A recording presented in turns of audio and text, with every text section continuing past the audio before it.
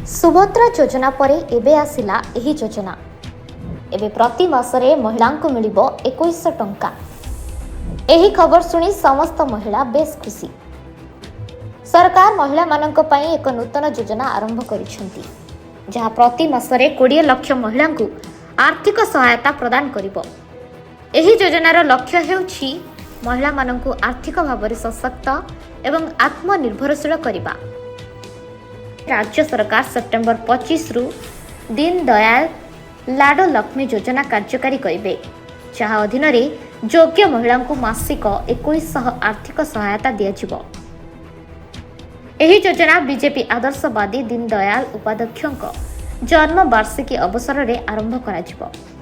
एही योजना विषय में मुख्यमंत्री कहते जे 23 वर्ष किंबा ताठारु अधिक बयसर महिला विवाहित किंबा अविवाहित एही योजना पाई योग्य हेबे। प्रथम पर्याय 1 लाख टंका कम आय थिबा महिला को एही योजनार लाभ दिया जिवो। प्रथम पर्याय 19 रु 20 लाख महिला एही योजनार उपकृत हेबे बोली आकलन करा जाउछि।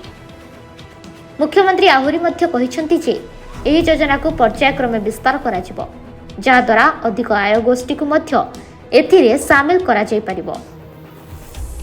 एही योजनाटी महिला मानकु आर्थिक दृष्टि स्वावलंबी करने सहित सेमानकर जीवन शैली रे उन्नति आनिबारे सहायक हेबो।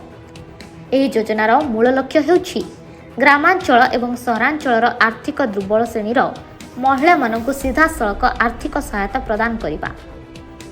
एही योजना रे महिला मानकु छोट मोट आवश्यकता पूरण करिबारे, शिक्षा एवं स्वास्थ्य क्षेत्र में उपयोग करिबारे एवं आत्मनिर्भरशील हेबारे सहायता करिबो बोली आकलन करा जाउछि। मासिक 2100 टंकार सहायता सेमानंकु कौनसी प्रकार आर्थिक संकट मुक्ति देवा सह निज परिवार उन्नति पई कार्य करने प्रेरित करिबो। हरियाणा सरकार महिला मानक पई एक नूतन योजना आरंभ करिसेंती, जार फायदा एवं समस्ते उठाई पारिबे।